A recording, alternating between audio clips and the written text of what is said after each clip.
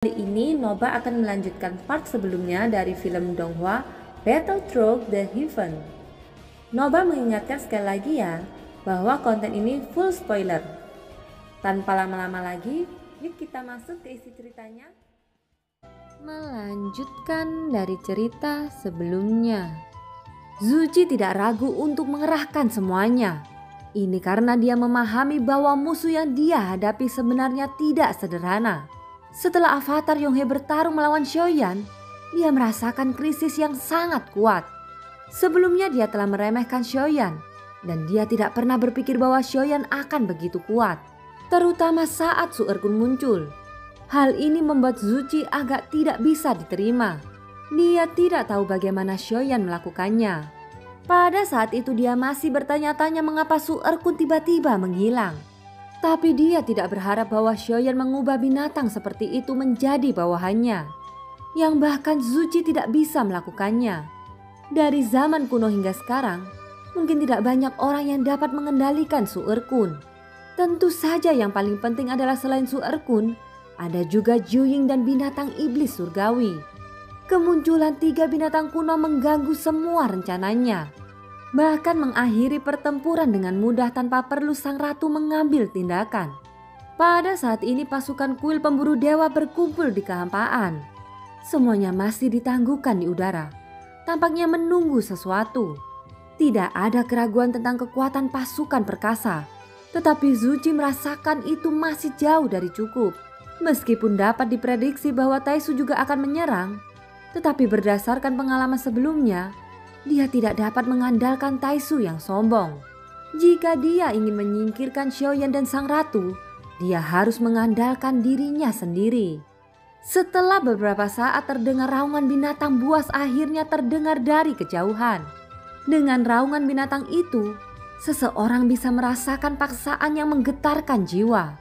Terlihat pasukan yang terdiri dari ratusan binatang buas berkumpul dari bintang-bintang di sekitarnya. Dan di depan binatang buas ini ada seekor naga raksasa dengan 6 sayap dan sisik merah di sekujur tubuhnya. Naga merah itu memimpin pasukan dari ratusan binatang buas. Dengan pasukan ratusan ribu orang dan pasukan ratusan binatang buas ini, bisa dikatakan sebagai formasi pertempuran terbesar di kuil pemburu dewa. Mereka sangat bersemangat. Untuk kuil pemburu dewa yang belum pernah dikalahkan, itu berasal dari kesombongan di hati mereka. Mereka merasa bahwa kuil pemburu dewa tidak akan terkalahkan dan tidak mungkin alam Xuanyin memiliki kekuatan untuk melawan kuil pemburu dewa. Di hati mereka semua, mereka akan memenangkan pertempuran ini. Jenderal kuil berburu dewa dengarkan perintah. Pergi bersamaku dan kita akan membunuh Ratu Chen Xianyuan, teriak Zuji. Kali ini sang ratu tidak membawa pengikut. Merupakan hal yang menguntungkan jika Zuji bisa membentuk pengepungan dengan Taisu. Bahkan jika sang ratu tidak dapat dimusnahkan, selama sang ratu mencurahkan seluruh kekuatannya untuk melindungi Xiaoyan, itu tidak berbeda dengan membunuh sang ratu. Ketika kekuatan yang tersisa habis, maka sang ratu akan binasa bahkan tanpa harus membunuhnya. Ada keganasan di mata Zuji. Meskipun pertempuran ini memakan banyak biaya, selama dia berhasil melenyapkan sang ratu dan Xiaoyan, maka semuanya bisa dihitung sepadan. Pada saat ini ketika semua pasukan kuil pemburu dewa mendengar kata Ratu Chen Xianyuan, ratusan ribu pasukan itu langsung terdiam sesaat. Tetapi itu hanya sesaat sebelum mendidih lagi. Jelas dengan perubahan zaman, era ketika sang ratu menghilang sudah sangat lama untuk alam Xuanyin. Jadi kekuatan sang ratu juga ada dalam rumor, dan sangat sedikit orang yang pernah melihat sang ratu. Selain itu tidak ada dari era yang sama dengan permaisuri. Jadi masuk akal jika tidak banyak dari mereka yang benar-benar memahami kekuatan sang ratu. Setidaknya di mata mereka, kuil pemburu dewa tidak terkalahkan. Bahkan sang ratu pun tidak masalah. Zuji telah memimpin kuil pemburu dewa melalui pertempuran yang tak terhitung jumlahnya. Dan semangat militer yang kuat ini juga telah terbentuk di setiap kemenangan. Justru karena inilah kuil pemburu dewa bisa menjadi sangat kuat seperti sekarang. Pada saat ini Zuji melambaikan lengan jubahnya. Formasi awan mata langit sekali lagi mengembun di bintang-bintang kuil pemburu dewa. Seberkas cahaya melonjak keluar dari tengah formasi awan mata langit dan meledak ke dalam kehampaan. Energi yang kuat mendistorsi kehampaan untuk merobek celah. "Cepat pergi ke hutan belantara abadi," ucap Zuchi memerintahkan semua orang menuju celah kehampaan. Zuchi secara paksa merobek kehampaan melalui kekuatan formasi awan mata langit dan membentuk lubang cacing ruang kecil.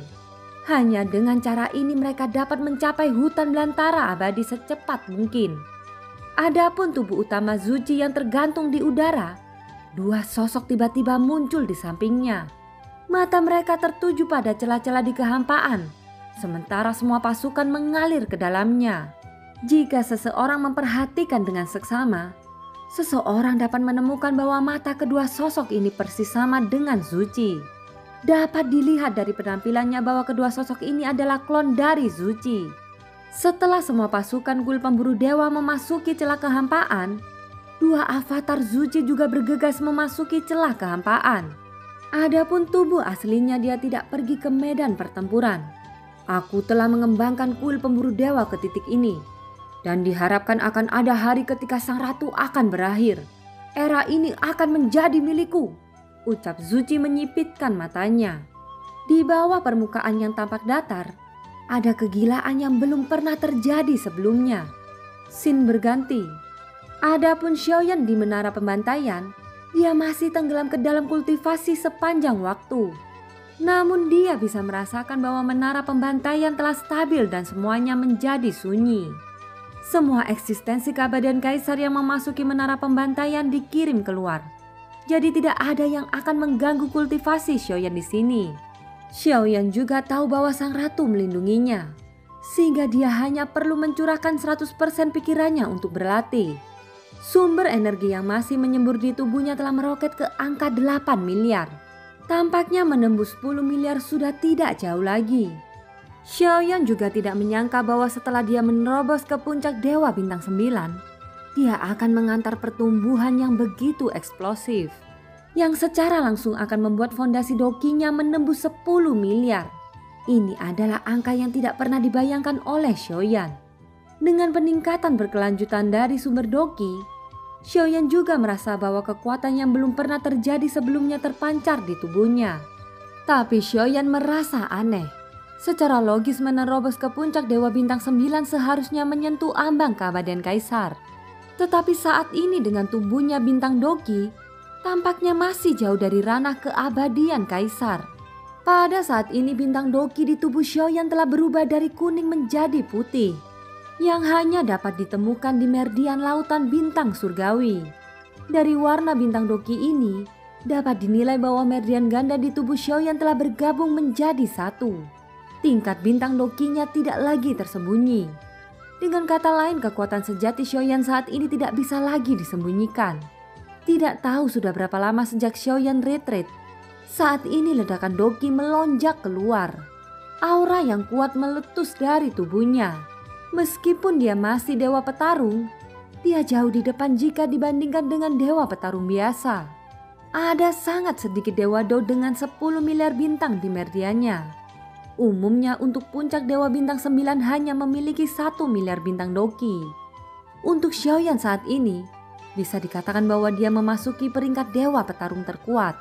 "Melanggar 10 miliar, itu tidak bisa dipercaya," ucap Raja Iblis Tianhe tidak bisa menahan desahan. Apa yang membuat Raja Iblis Tianhe merasa lebih tidak dapat dipercaya adalah bahwa setelah Xiaoyan menembus 10 miliar, kecepatan sumber do-nya masih berlanjut dan terus tumbuh secara eksplosif. "Benar saja, itu adalah reinkarnasi dari sang guru. Aku khawatir hanya guru yang dapat memiliki bakat menantang surga," ucap Raja Iblis Tianhe menunjukkan senyum di wajahnya. Dia tidak menyangka bahwa dia akan bertemu lagi sebelum dia akan benar-benar menghilang di dunia ini. Seolah-olah dunia ini seperti lingkaran, di mana akan kembali ke titik awal semula. Raja Iblis Tianhe masih ingat bahwa dia seperti antek ketika dia bertemu Zuzang, dan Zuzang memberinya keberuntungan. Di masa lalu dialah yang duduk bersila dan berlatih di bawah perlindungan Zuzang. Segala sesuatu yang terjadi tampaknya lebih seperti kebetulan, tetapi sebenarnya tidak pernah ada kebetulan. Segala sesuatu memiliki sebab dan akibat, dan ceritanya juga memiliki takdirnya sendiri. Awalnya dia dituntun oleh Zuzang, hingga pada akhirnya dia menuntun Xiaoyan. Ini adalah siklus karma untuk Raja Iblis Tianhe. Bagi Raja Iblis Tianhe tidak diragukan lagi bahwa ini adalah momen paling bahagianya. Melihat Xiaoyan yang sedang berkultivasi, senyum di wajahnya menunjukkan bahwa keinginannya dalam hidup ini terpenuhi. Hantu Raja Iblis Tianhe berangsur-angsur menghilang. Bukan karena dia kehilangan keinginannya, tetapi karena dia baru saja kehabisan kekuatan kecilnya ketika dia melawan monster Void Taisu. Ketika kekuatan terakhirnya habis, itu juga berarti Raja Iblis Tianhe telah berakhir. Kematian pertama adalah tubuh dan jiwa. Kematian kedua adalah jiwa yang tersisa. Dan kematian ketiga adalah kelenyapan yang nyata. Ketika tidak ada seorang pun di dunia ini yang mengingatnya, itulah kematian yang sesungguhnya. Dia akan menghilang selamanya, menjadi setitik debu yang hilang bersama aliran waktu.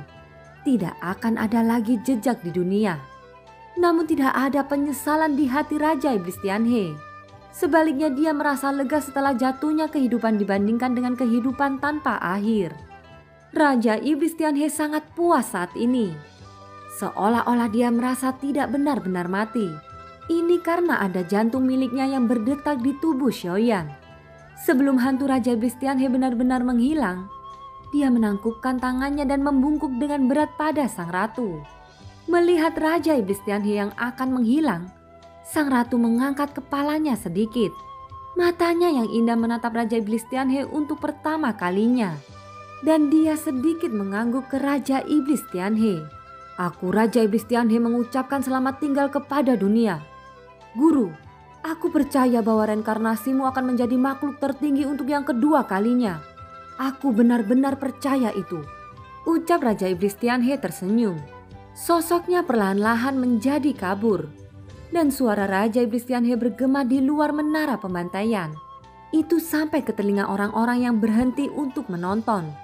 Meskipun tidak satu pun dari mereka telah menerima warisan Raja Iblis Tianhe, pada kenyataannya sebagian besar eksistensi keabadian Kaisar masih memperoleh keterampilan bertarung di menara pembantaian. Tidak masalah meskipun mereka tidak mendapatkan warisan terakhir.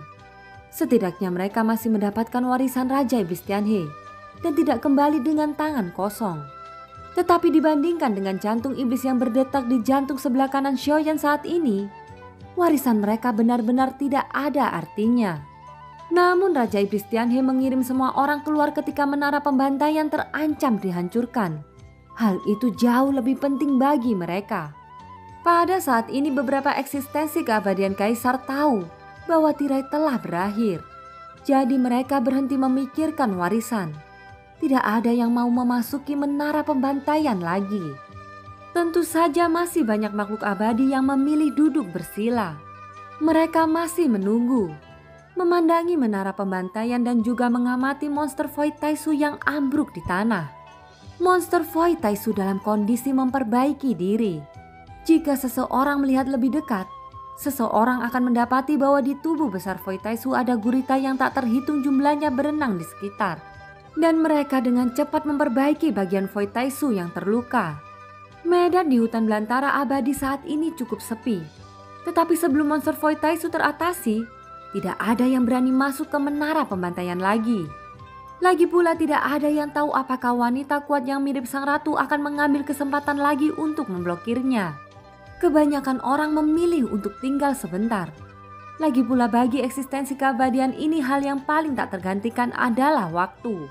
Selama tidak ada bahaya, maka mereka bisa tinggal lebih lama dimanapun mereka berada. Di sisi lain luka di tubuh monster Void Taisu berangsur-angsur sembuh. Dan tidak lama kemudian sosok besarnya perlahan-lahan ditangguhkan di kehampaan. Tapi seseorang masih bisa melihat cetakan telapak tangan di tubuhnya yang besar. Itu masih terlihat sangat jelas meskipun dia sudah pulih. Adegan ini membuat banyak eksistensi keabadian Kaisar mendesis lagi. Betapa kuatnya serangan sang ratu yang hampir menghancurkan binatang buas tingkat ini dengan satu tamparan. Jika Void Taisu tidak diubah oleh teknologi Mihei kuno, dia mungkin terbunuh oleh tamparan sang ratu. Pada saat ini setelah monster Void Taisu secara bertahap pulih, dia tidak menyerang menara pembantaian lagi. Tetapi dia juga tidak berniat untuk pergi. Sang ratu tahu bahwa bala bantuan Taisu akan segera tiba. Dalam pertempuran ini Xiaoyan telah menyinggung dua kekuatan terkuat di alam Suanyin. Salah satunya adalah kuil pemburu dewa, di mana Xiaoyan dengan berani mengambil avatar Zuci. Sedangkan yang kedua adalah menyinggung Taisu. Dibandingkan dengan kuil pemburu dewa, kekuatan Taisu jauh lebih misterius dan lebih mengancam. Jika mereka diselesaikan satu persatu, mungkin mereka masih bisa diatasi. Tetapi Xiaoyan telah menyinggung dua kekuatan terkuat sekaligus. Dan dia akan menghadapi balas dendam besar-besaran. Di tengah ketenangan yang sunyi ini Xiaoyan bisa mencium bahaya. Meskipun Xiaoyan sedang berkultivasi, dia sebenarnya memikirkannya di dalam hatinya. Baik Zuci maupun Taisu tidak akan melepaskannya dengan mudah. Dengan kata lain, ketenangan saat ini berarti datangnya badai.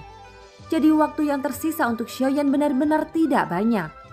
Yang paling penting adalah sang ratu tidak membawa pembantu apapun ketika dia datang ke sini. Dan film pun berakhir. Terima kasih ya yang sudah nonton Nobah sampai akhir. Sampai jumpa.